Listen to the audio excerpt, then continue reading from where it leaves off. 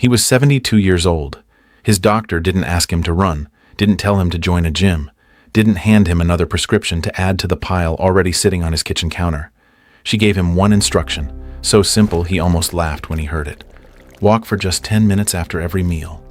Nothing more.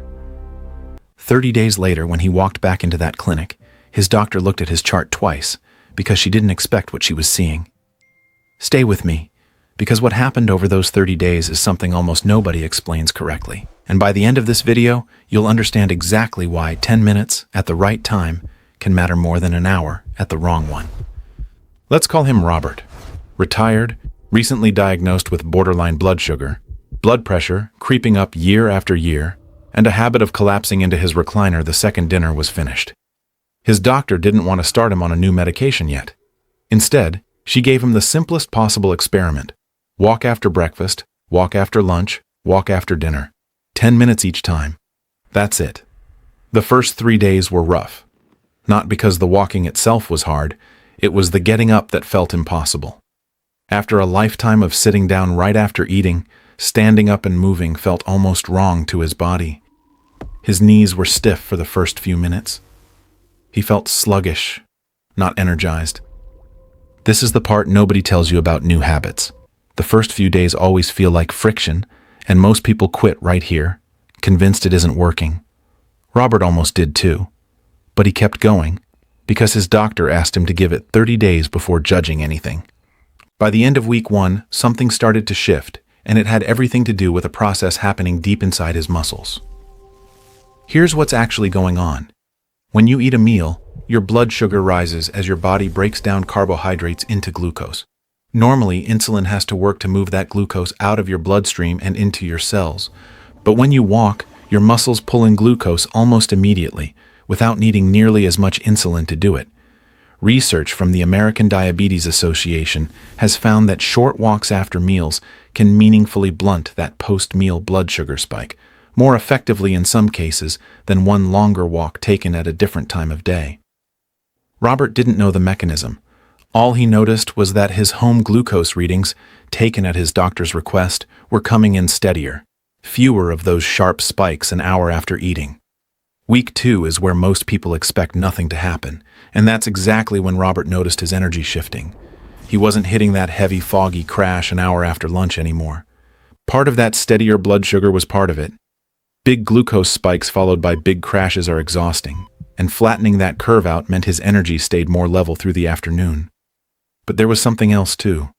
Light movement after a meal increases circulation and helps shuttle oxygen to the brain and muscles, which is part of why a short walk can leave you feeling more alert rather than more tired, even though you just used energy to do it.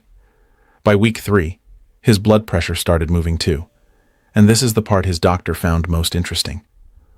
Walking is a form of low-intensity cardiovascular activity, and consistent movement, even in short bursts, helps blood vessels stay more flexible and responsive over time. Robert's numbers weren't dramatically different, but they were meaningfully lower, enough that his doctor made a note of it rather than dismissing it as normal fluctuation. Week 4 brought the changes he wasn't expecting at all: his sleep and his digestion.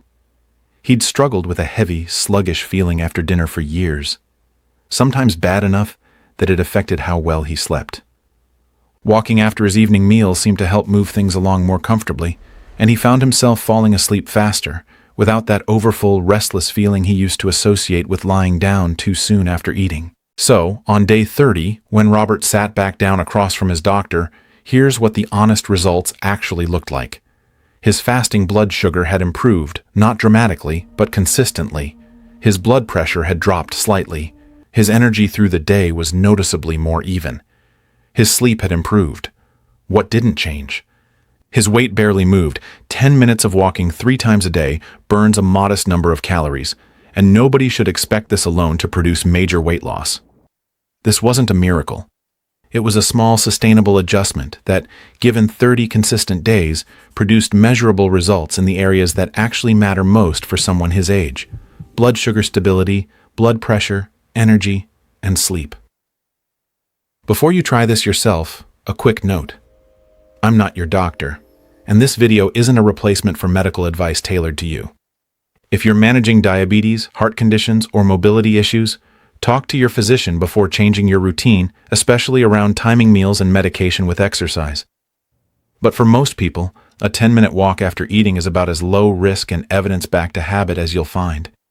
If you've made it this far, you already know this isn't about dramatic transformations. It's about small, boring, consistent choices that your body quietly rewards over time. If this was useful to you, hit like and subscribe if you want more of these real, honest looks at what actually works as we get older.